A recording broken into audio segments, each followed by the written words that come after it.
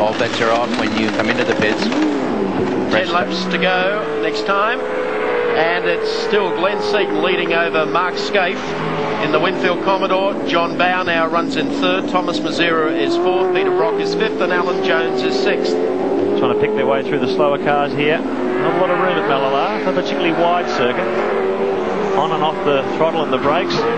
Alan Jones gets a good run out of that corner. He's going to go very late under brakes, and he's got him covered. Got him, nice move. Oh, he ran wide. He put the wheels up on the ripple strip, and he managed to gather it up. And meanwhile, Richards comes through.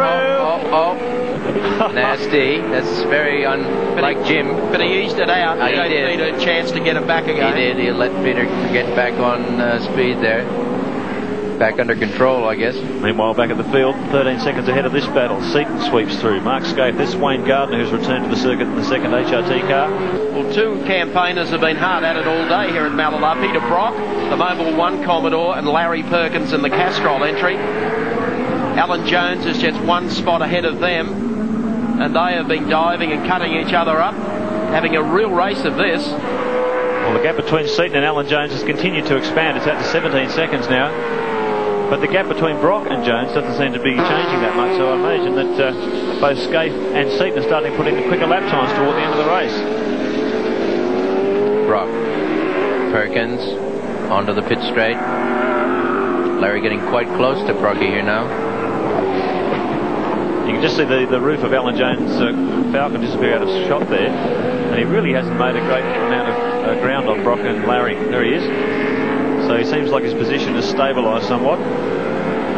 This is another indication of what a good formula can be like. We've got 5 litres. We've got a 5-litre Holden engine and a 5-litre Chev engine. And when it's all said and done, and you put the best components into that combination, it doesn't matter what it is. And that makes it good for the engine builders. Larry, of course, builds his own. Brocky's team builds their own. They're able to buy the parts on the world market. And here we've got 2 cars running stem and stern. Well, great competition. Mark Scaife, meanwhile, the front's biting into the lead of Glenn Seaton. Tony Longhurst follows this mid-pack through. Brock, Larry, Jim Richards, there's Tony. He's had a pretty quiet weekend at Mallala. Yeah, quiet, but he's still there, and he's very close to that tail of cars. I think when we extrapolate what the potential of this car can do at Bathurst over 163 laps, never stopping, and just ever so slowly whittling away at the challengers, Tony would be feeling reasonably happy with his position of his car there today. Now, you can see here Scaife holding this position, same as it was in the first heat, except the roles were reversed, but it was jumping between 1 and 2 seconds. But Scaife over these last few laps is just eating into this lead, just by 1 or 2 tenths. It may not be enough, but Seaton, having seen the performance of Alan Jones charge, sort of stabilised, maybe Seaton's tyres are starting to look a bit tired as well. We'll have to see. Well, a good driver is a driver that can nurse his tyres and count down to the flag. He's got to. 4 laps to go now as Mark Scaife continues to give chase after race leader Glenn Seaton. Wayne Gardner sits behind Scaife. He's several laps down after a pit stop. A regrettable day in so many ways for Wayne Gardner, who muffed it by spinning Larry Perkins and then clouding Jim Richards in the opening heat today, putting himself out of play. There's John Bowe, who runs third on the racetrack in car number 18. The second of the Shell Falcons. In this race today, it's the leading Shell Falcon. John's always reliable, he's always there, but there is a marked speed difference between the Seaton Ford and the Johnson Fords, and it's out to about 6 kilometres an hour down the straight, and that's why they're not on the same race pace as Seaton, so they've got a lot of bit of engine work to do, and probably some fiddling with the aeros as well. Thomas Mazera, car number 15. Been rock solid all day today. Yeah, holding it together nicely this weekend. Oh, look at this. Scaife is right on the hammer of Seaton. He got held up with a slower car. Yes, he did. Now he's right here. This is going to look exciting. You can see Scaife's been chipping away at the lead just by the 10th, but now he's right on his bumper bar. And Scaife, obviously knowing that this is the big race that counts points-wise, He's not a threat to Seaton in the championship, but he'd certainly like to rob a few points from him. Well, winning a touring car championship is a prestige event, and he'll be gunning it. And keep in mind what we said in the first heat.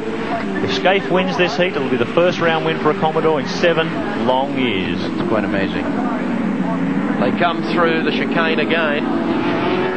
So Ford and Holden pride at stake. Seaton gets the hammer down. The Peter Jackson car, he's got Winfield all over his rearview mirror.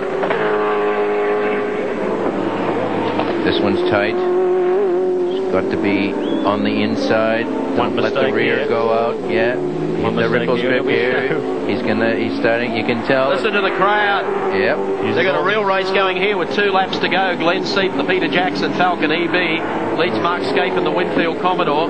Scaife is giving it everything as he came onto the start-finish straight there. The car got a little sideways. He feathered the throttle. Look at Seaton too. He's throwing the big Falcon around. One mistake and it's going to be over for Glenn. This is pretty physical stuff. These cars 1,300 kilos, playing with about 550 horsepower. It's not easy on a track this tight, this narrow. Give Glenn credit here. He's not hogging that track. He hasn't resorted to going slow and holding Mark at bay. He is driving it. You can just see, just a little glance into his driver's side mirror. His eyes will be about the size of 50-cent pieces at the moment.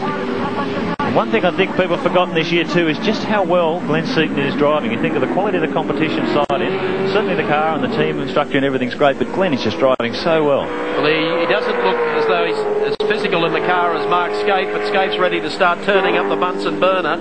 They've got about a lap and 2 turns still to go, and Scaife is all over the tail of the Peter Jackson Falcon. They'll take the white flag next time through here. Listen to the crowd. They're standing cheering as the Falcon EB leads the Commodore VP across the line with 1 lap to go at Mallala. Let's remember that it's been Scaife that's been bounced around in earlier heats here, and I would compliment him on his sporting driving here. He's had plenty of times where he might have been tempted to tap Glenn. He hasn't done that, and I think that's to his credit. I reckon Glenn will be enjoying this. He's been so dominant in the Touring Car Championship so far, he's actually having a chance to really race wheel to wheel. You're the eternal optimist. Thank you. I think his stomach might be less than enjoying this at the moment. Look at Scaife. He'll be watching that rear vision mirror. The mid-corner speed of these Commodores is so much improved. You can see how quickly Scaife got out of that turn. Bobby Holden, the 2 leader, they just both passed. Oh, here comes Scaife with a huge run down the outside, but it's a late braking turn. He won't do anything here.